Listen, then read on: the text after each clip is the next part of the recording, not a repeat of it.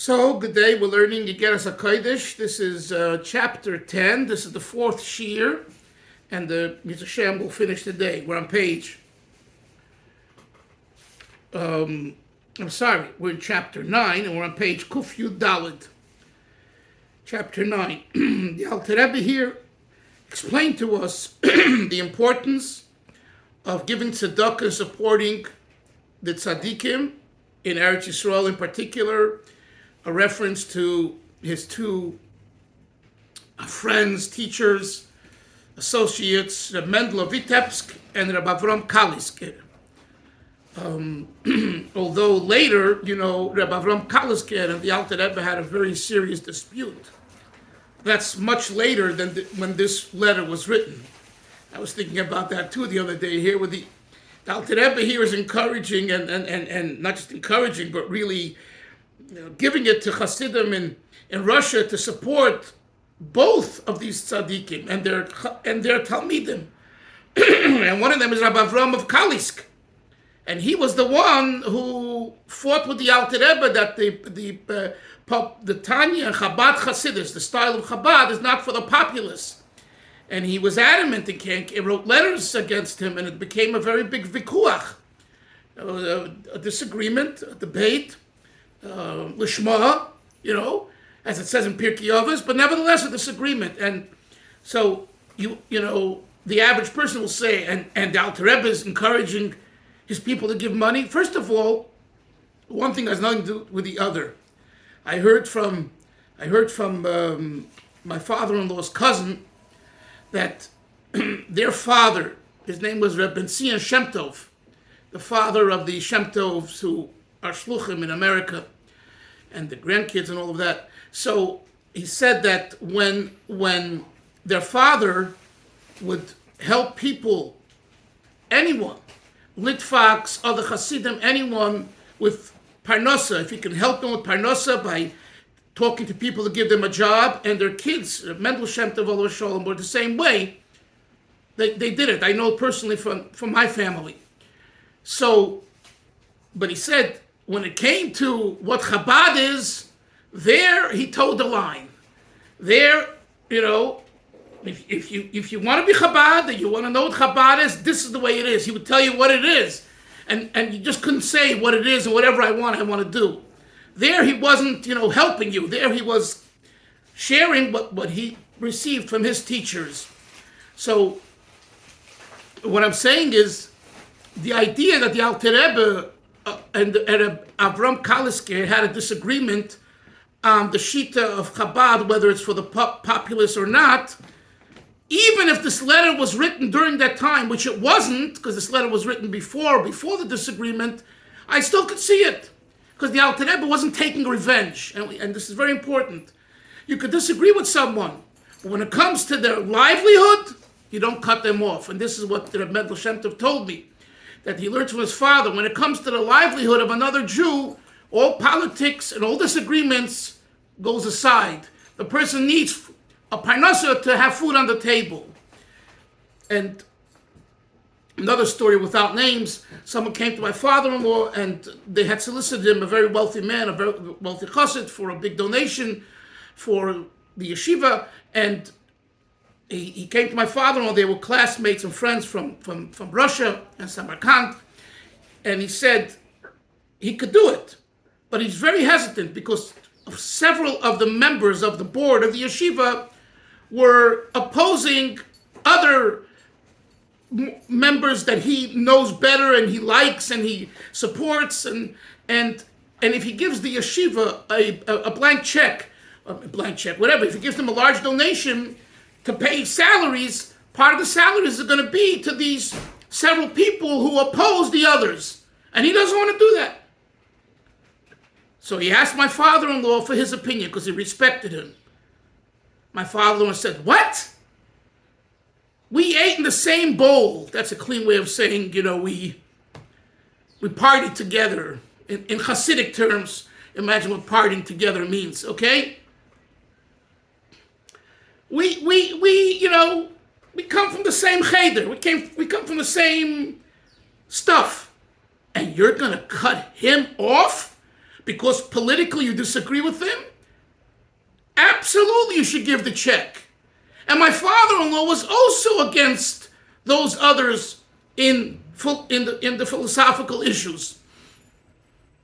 So the donor thought that his good friend, my father-in-law, who's on his side, will give him the stamp of approval of not giving the large check. And my father-in-law said just the opposite.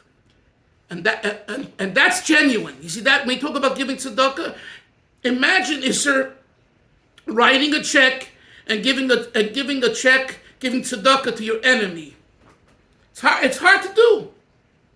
And even if they're not your enemy, if you don't like them, you don't respect them, for the average person, it's hard to do. And what I learned from my father-in-law, and what I learned, I wish I would be on his level of purity, of seeing things the way it is for what it is. And this is the same thing I'm saying here. Rabbi Avram Kalisker opposed the Alter Rebbe, and it was vicious. It was a strong opposition. I mean, you read those letters. If you didn't read them and you get a chance to read them, you'll see a real legitimate disagreement, back and forth. Alter Rebbe writing letters to Rabbi Avram writing letters back to him, right? And you would say there wasn't good blood between them. That's what one might say. And nevertheless, I'm telling you that if that the Alter Rebbe could have written the same type of letter as Igeres HaKodesh 9 to support him even during that time, because you don't cut off his life source. You can disagree with him, don't daven in his shul, don't go to his farbrengens, don't go to his tish, but you love them as a person, and if they need parnasa, everything goes aside.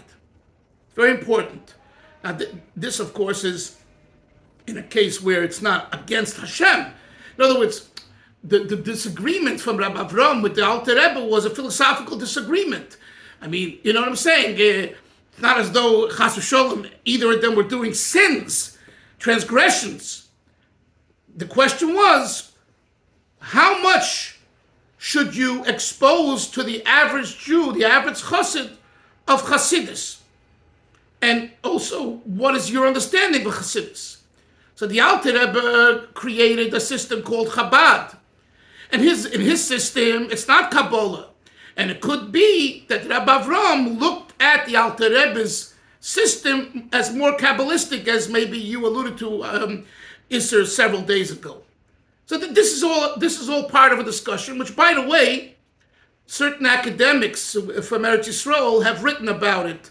From Bar Ilan, and some of them are authentic, Shem Shabbos, and very, very clear minds. And if you care to, I think Professor Emmanuel Etkis, he wrote, I think from Bar Ilan or Jerusalem. He wrote a book called the Reb Shneir Zalman. He wrote a academic work, and he talks a lot about it in there. I read it years ago, so I'm just giving you a reference. Okay, back to the text, page Kuf Yud Dalet.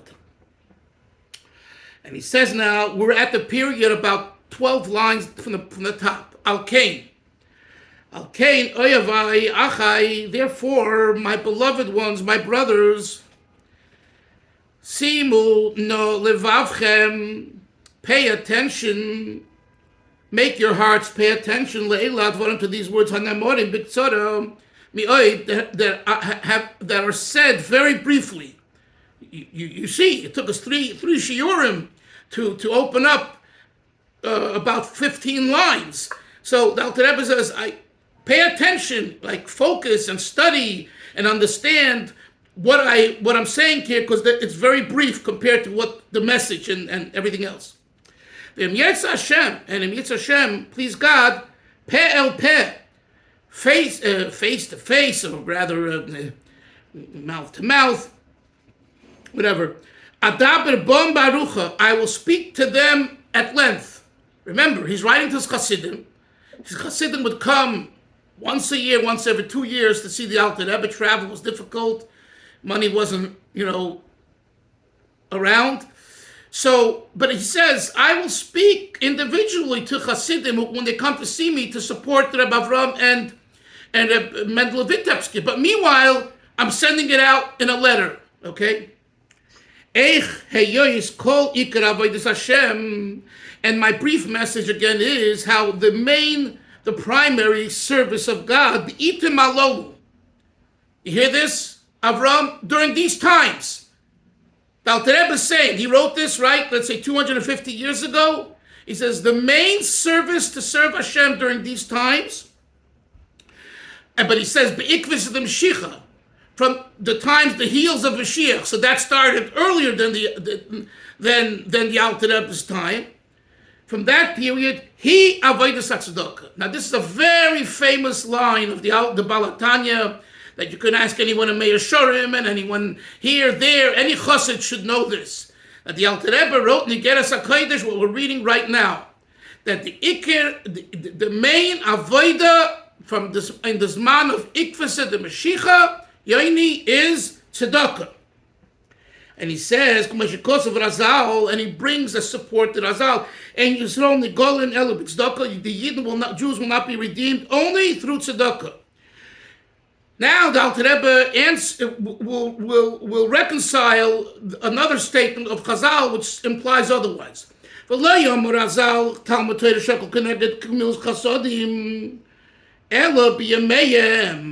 Chazal say that the study of Torah is equivalent to Gemilas Chesed, to doing acts of benevolent kindness.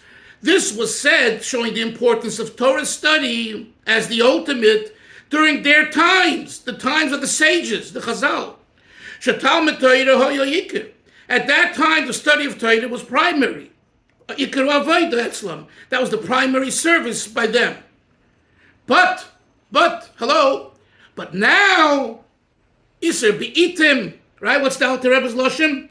Be'itim halalu, during now, the time now, and Avram, when does this time begin? From Ikvasa the Mashiach, from the footsteps, the heels of Mashiach, right? Which is several thousand years, or 1,000 years for sure. The Avodah, the primary Avodah is tzedakah, not Torah study.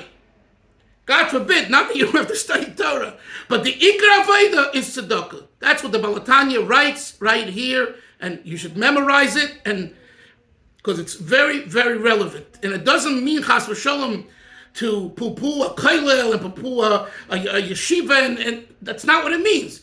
But the way Chabad takes it for sure is that more important than sitting in kollel is to go out and put on tefillin with a yid and talk to him about Torah mitzvahs and have him give tzedakah.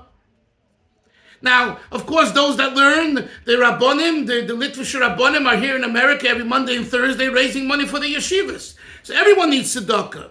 But the question is, what's the objective? What's the avodah today that's going to bring Mashiach? So the Alter Rebbe says tzedakah.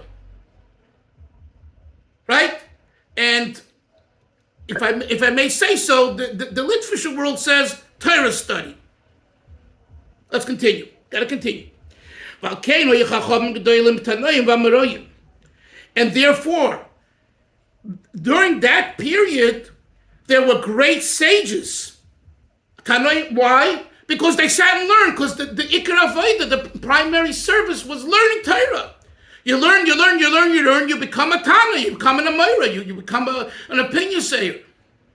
Mashenke, conversely, because of the Mashiach, Shenofla Sukkah's David, that the Sukkah of David fell, it's a symbolic, the Sukkah of David fell, Ad Prinas Raglayim Vakvayim, until the feet and the heels, Shi Prinas Asiyah, which is till the level of action. Today, action orientation is talks louder.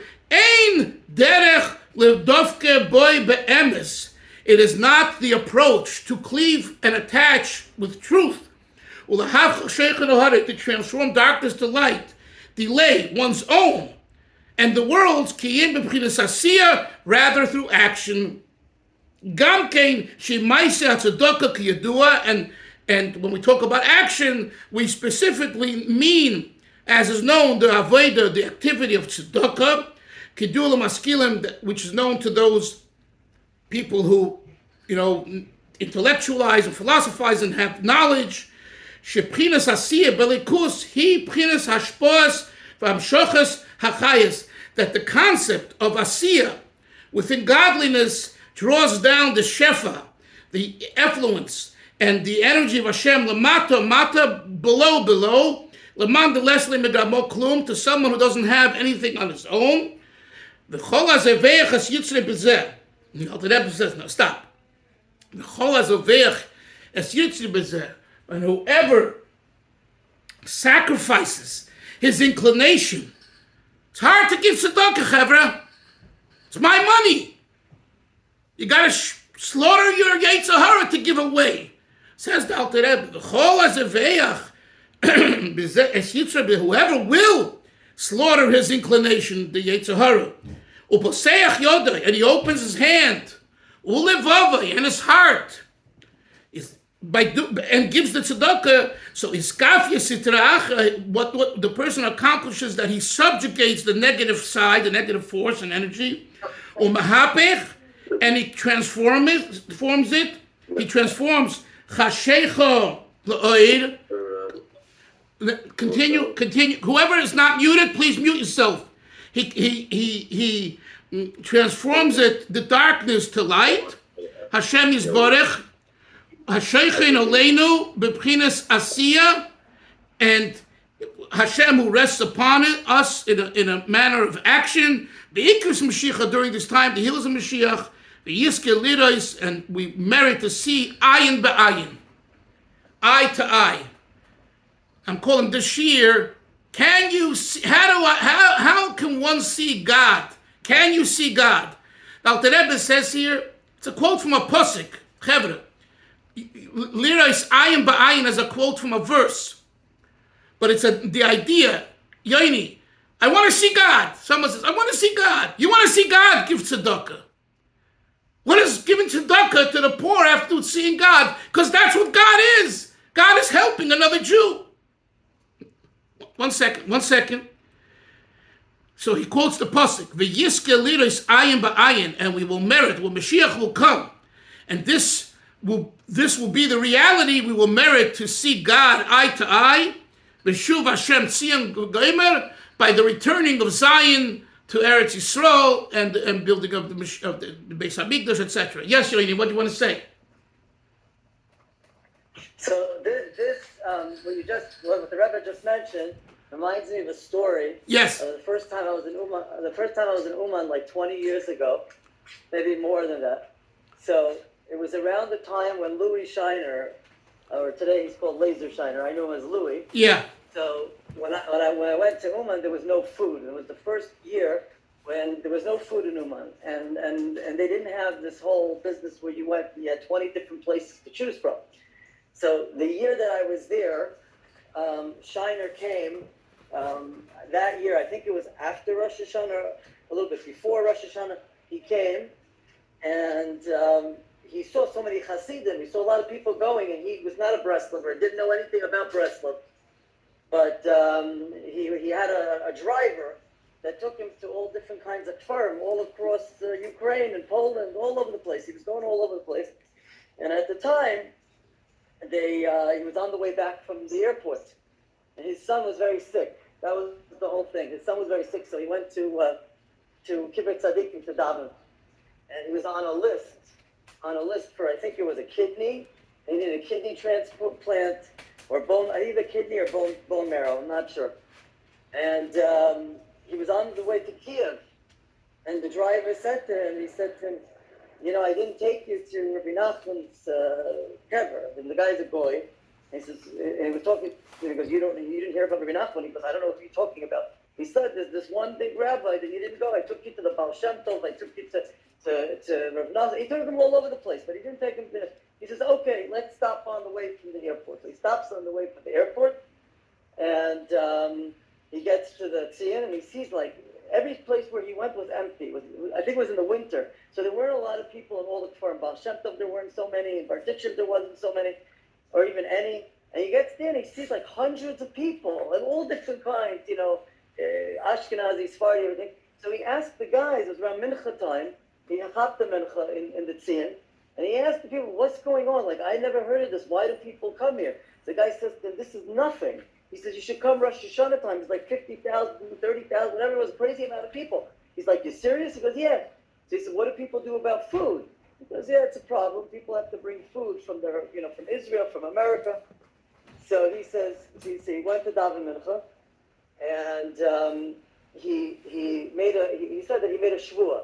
He made like a shvuah, like a promise. He said that if something happens with his son, if they find a donor, he's going to take care of Rosh Hashanah food for that forever. He said, whatever Hashem gives me. And on the way back to Kiev, he got a call from Duke University that they found the donor for his son. And Baruch Hashem, the son was saved. The son was spared. And every year he puts out, they say somewhere between $3 to $5 million just on food, not including all the equipment that he bought there, all the ovens. He spent so much money just on ovens and on refrigerators. It's crazy. It's like, like any huge thing, like you never believe. If you've never seen it. I've worked in the kitchen. I could not believe the chesed and the tzedakah. It's so true what the Rebbe is talking about, that tzedakah really, it's the closest thing that we can get to Hashem. First of all, thank you for telling us the story, sharing the story. It's very beautiful. You're enticing because this past Elul, the one who's in charge of the Chabad shul over there is a friend of mine. He was nudging me to be the rabbi there for Rosh Hashanah. He says, I'll take care of you, free trip, and I'll put you up. I just said, whatever, I couldn't do it. No, we'll go. It'll be a chevra. What? Yeah. Yeah. So maybe next year, maybe 1 year. You're definitely enticing me. I hear it's but special. But listen, it's a great story to support what the Alter Rebbe is saying here. But we have to again repeat that God forbid chas v'sholem to poo-poo or diminish Torah study. But the Iker Avodah Bisman Hazeh is tzedakah. That's the bottom line. Now, by the way, if a Koil guy, or a Lakewood guy, or a Panovich guy, or a Mir guy takes away 3-4 hours of his time learning and steiging to teach someone who doesn't know much, that's tzedakah beruchnius. That's fine. So, right? There's 3 types of tzedakah. Tzedakah begufay. Someone has a flat tire, 90 degrees outside, on Route 1. Get out of your car and help him change his tire if you know how to do that. I'm going to schwitz and it's going to delay. And the tzedakah begufay. Tzedakah b'mamayna is, of course, giving money. And then there's tzedakah yoyne b'nafshoy. When you take away from your time and your interest and your self-development and you help another yid grow, which is spiritual tzedakah. So that's all included in this Ikvus of the Mashiach. The Ikar Avodah is the Avodah of tzedakah. I just want to say, since we have a few minutes left, that we're in Chodesh Mar Cheshvan, which on one hand there is no Yom Tov throughout the month, and there is no Yom Tov, and there's no day that a fast day or something, like Tammuz, right, or Av, and normally it rains a lot during this month. The whole Masechet Tainus is about the different rains, and during Mar Cheshvan, and we need rain. Hashem should bless us with rain. Both here has also been a big drought in America, in the East Coast. I mean, it's like 80 degrees I feel outside now, and Eretz Yisrael, I understand it's raining a little bit. Anyway, so it's brought down, I forget where now, that I think Mashiach will come Dafki in Cheshvan. I think there is such a medrash. The Rebbe spoke about it once.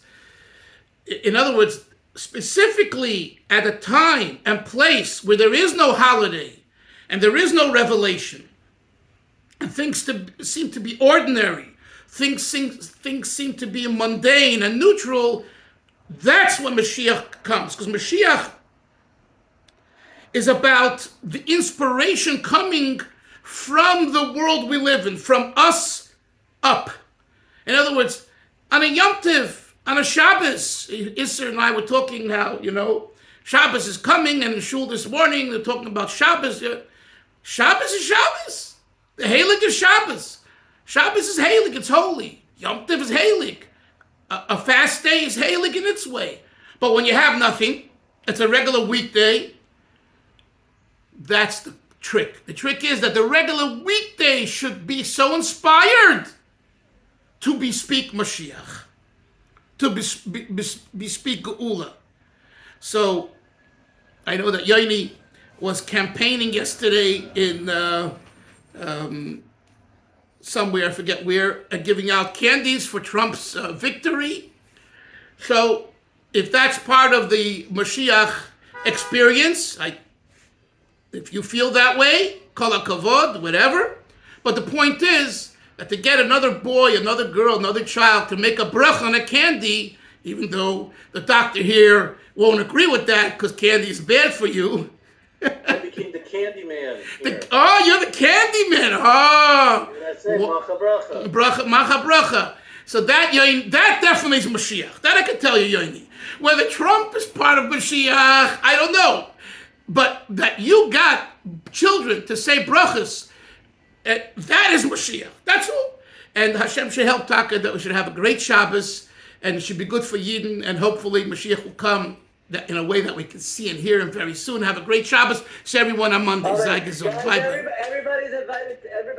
this week to a big Trump Kiddush. Big Trump Kiddush at Karlbach. Okay. Cholton Kugel or not? Two kinds of kugel and Trump herring. If you ever had Trump herring. Trump herring. I gotta come to get Trump herring. Okay, Zaygas and bye. Take care, Kevin. Take care. Bye. Shabbos.